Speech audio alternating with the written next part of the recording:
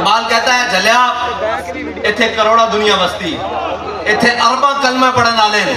لیکن چنیا کوئی خاص ہی جاندہ کیوں جڑا سی جڑا ماں باپ دا اکلوتا سی لیکن اس نے یہ نہیں دیکھا کہ میرے گھر والے دا کی بنے گا میرے والدین دا کی بنے گا میرے پیچھے میری جناب نسل کس طرح چلے گی انہیں کہا جلیا نسلہ چران والے بڑے میں وہی کام کر کے جاواں جی میں غازی علم الدین دی نسل چل دی اے نسلہ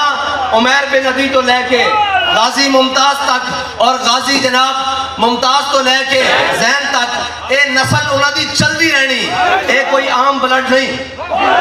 ایک چنیا ہویا بلڈ ہے اور اے ہر ایک دے واسطی گل بھی نہیں میرے آقا مولا صلی اللہ علیہ وسلم نے فرمایا حضرت حسان واسطے جمعہ والے دن خصوصی ممبر بھیجتا اور حضرت حسان ممبر ہوتے چڑھ کے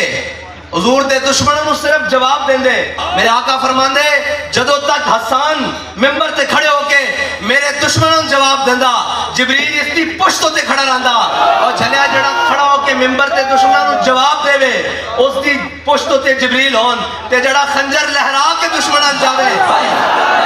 ساڑھے آقا مولانا اے والہانہ عقیدت ہے جس تو کفر ڈرتا ورنہ اقبال نے کیا وہ فاقہ کش جو موت سے ڈرتا نہیں ذرا روح محمد اس کے بدن سے نکال دو وہ کہتے ہیں جی تسی یہ نہ لپیک آڑے نو قابو کیوں نہیں کر دے انہاں کہا بھائی جڑا انہاں کو نعرہ نا وہ اس طرح کے سانو لگتا اسی سارے نصاب بیٹھے ہیں بے ہوش ہوئے بھی اٹھ کے ساڑھے کا سامنے کھڑے ہو جانے اے تا وہی منظر ہے جس منظر دے بارے ہیڈ لیم نے تاریخ کی کتابیں لکھیا انہیں کیا کہ صلاح الدین ایوبی نو شکست دینا کوئی کام نہیں سی اس دیاں